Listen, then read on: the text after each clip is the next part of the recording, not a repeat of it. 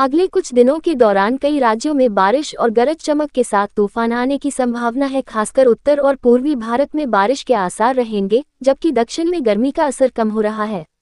ये पूर्वानुमान किसानों, यात्रियों और शहरवासियों के लिए महत्वपूर्ण है, क्योंकि मौसम बदलाव से बाढ़ का खतरा हो सकता है। विभाग के अनुसार उत्तर भारत में दिल्ली, एनसीआर और आसपास के इलाकों में हल्की से मध्यम बारिश जारी रहेगी। वहीं 20 से 23 अक्टूबर तक पंजाब, हरियाणा, उत्तर प्रदेश और राजस्थान में छिटपुट बारिश हो सकती है, जिसमें 30-50 मिलीमीटर तक पानी गिरने का अनुमान है।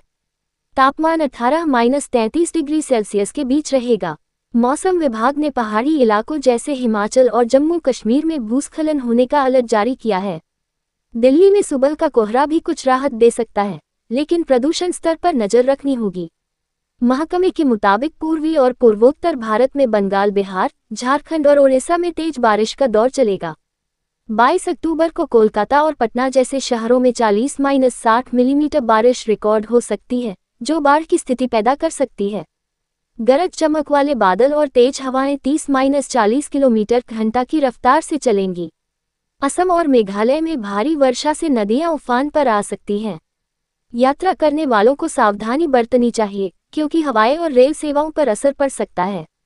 पश्चिमी भारत में मुंबई, गुजरात और महाराष्ट्र के तटीय इलाकों में हल्की बारिश का सिलसिला कायम है। 20 अक्टूबर तक अरब सागर की नमी से 10-30 मिलीमीटर बारिश हो सकती है।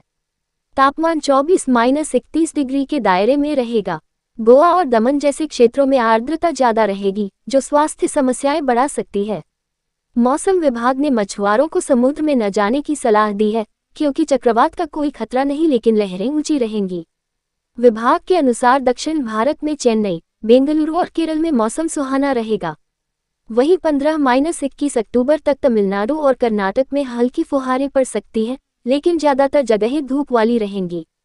तापमान 21-31 डिग्री सेल्सियस के बीच होगा। आंध्र प्रदेश में गर्मी थोड़ी कम होगी, लेकिन उमस बनी रहेगी। यहाँ किसानों को सिंचाई पर फोकस करने की जरूरत है, क्योंकि मानसून पूरी तरह विदा हो चुका है। विभाग के मुताबिक मध्य भारत में मध्य प्रदेश, छत्तीसगढ़ और झारखंड में मिश्रित मौसम रहेगा। 15-17 अक्टूबर को भोपाल और रायपुर में तूफानी बारिश 30-50 मिलीमीटर तक हो सकती है। तापमान 24-32 डिग्री रहेगा। मौसम विभाग ने ग्रामीण इलाकों में बिजली गिरने का अलर्ट दिया है। ये पूर्वानुमान 21 अक्टूबर तक वैलिड है और अगले अपडेट में बदलाव संभव है। बहरहाल देश का मौसम अस्थिर है। आईएमडी ने 10 राज्यों में ऑरेंज अलर्ट जारी किया है, जहां भारी बारिश से सतर्क रहने के लिए कहा गया है।